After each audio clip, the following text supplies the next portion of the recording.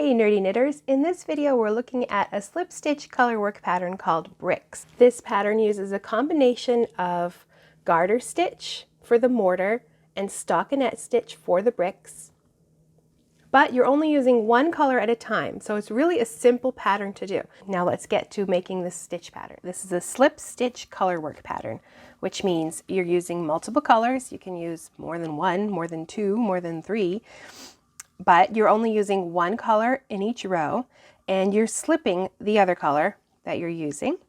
Slip stitch colorwork can be worked in stockinette and garter. This one is a combination of both. You'll see our little bricks are worked in stockinette, and then the mortar around it is worked in garter stitch. So you have to be aware of whether you're knitting or purling on a row, and you have to know which stitches you're slipping. And our rules for slipping stitches in a slip stitch pattern, we always slip our stitches purlwise, but the one rule you really have to pay attention to is how the yarn is held while you're slipping, if it's held to the right or to the wrong side of the work. In this chart, we can see that our stitches are elongated, so that means the floats are always held to the back of the work.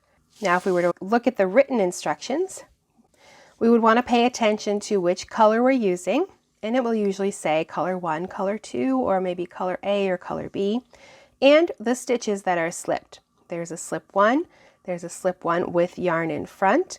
So this is telling us how to slip them. We know automatically they're slipped purlwise, and if it just says slip 1, we can assume it's slip 1 purlwise with the yarn held to the wrong side of the work. And this one is telling us you're going to hold it in the front. That's probably a wrong side row, so we'll hold that yarn to the front of the work, the front that's facing us, not the front of the actual project. To get a copy of this pattern, click the link down below, or just Google Tanya Knits Resource Library and follow the instructions. You'll need to enter your email address and you'll be directed to immediately be able to download this. Finished working my first 2 rows again. As you can see, we knit the first row, we knit the second row, and that gives us our garter ridge right there. Now I'm working on row 3. So I'm switching to my second color. In this case it's orange. Now to switch colors, I drop the old color to the front and I bring the new color up behind, and that keeps the edges even. Just be careful not to pull it tight while you're bringing it up and knitting your first stitch, because that will make your edge really tight. You want to keep it fairly loose. So my pattern involves knitting the first stitch and keeping that first stitch kind of loose, so where it's carried up the side doesn't get too tight.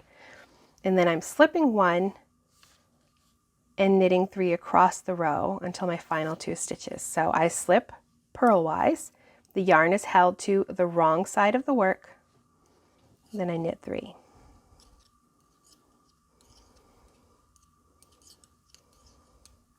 Slip 1 purlwise with the yarn held to the wrong side of the work, knit 3.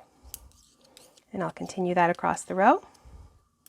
My final 2 stitches, I'm slipping 1 and knitting 1.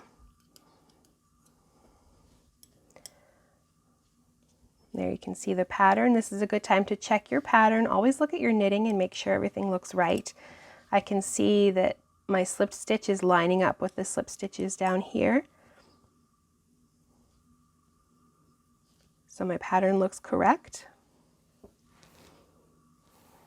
You can see as you're looking, that slip stitch, that is what ends up right in between here. That gets elongated and creates our mortar around our little bricks. Now it's time to turn and work my next row, and I can see it's the same as the front, except now I'm going to be purling back. I'll be purling and slipping the stitches exactly the same. So I don't even have to look at my instructions or my chart. I can just follow what's happening right on the needles. So I purl a stitch, and this time I know that yarn needs to stay to the wrong side of the work. So I'm slipping purlwise, but the yarn now is held to the front, the side that's facing me. So I will just follow what's on my needles and work my way back. Before we discuss making some variations for this pattern, I just wanted to pop back in and say I believe you can be a confident knitter, but that comes with understanding what's happening on your needles. With this pattern for the bricks, it comes with understanding how to work stockinette and garter and combine the two, how to work your slip stitches and where to hold the yarn. It's not hard to do, but it's something you need to understand if you want to work these patterns successfully. If you agree, be sure to give this video a thumbs up, and if you like to get nerdy with your knitting, be sure to subscribe. There, I finished row 4. I'm back at the front of my work again. And now it's time to work my blue, which is just knitting and then knitting back that garter ridge again. So when it's time to switch colors, I drop the color I've just worked to the front and I pick up the other color behind. And that just keeps everything uniform along the edge. I'm not constantly swapping back and forth, and of course keep that first stitch loose so your edge doesn't get too tight, and just knit across. Now this pattern is a great way to use variegated yarn. If you have a yarn that you're not quite sure what to do with, use it as your second color in here as your bricks. And this first color will help. If you pair it with a solid, it will help break up some of that pooling or the odd variegations that can sometimes happen. You could also alternate the colors. Choose one color for this set of bricks, choose another color for that set of bricks. Could choose as many different colors as you want. If you have a lot of scraps to use up, go ahead and do each section in its own color, and just use one uniform color for the mortar of the stitches. Our blue right here. Use one solid for that and then change up your bricks. This is a great pattern for using up leftovers, for using variegated yarns. Besides playing with color, you can also change the size of the bricks. You could make larger bricks, put more of the solid color stitches in between your elongated stitches. There's lots of ways to play with this pattern, changing the colors, changing the size of the bricks. And if you want to learn more about slip stitch color work, check out the video I've linked above, and check out this video at the end for those times you might make a mistake in your slip stitch color work knitting. And if you like to get nerdy with your knitting, be sure to subscribe.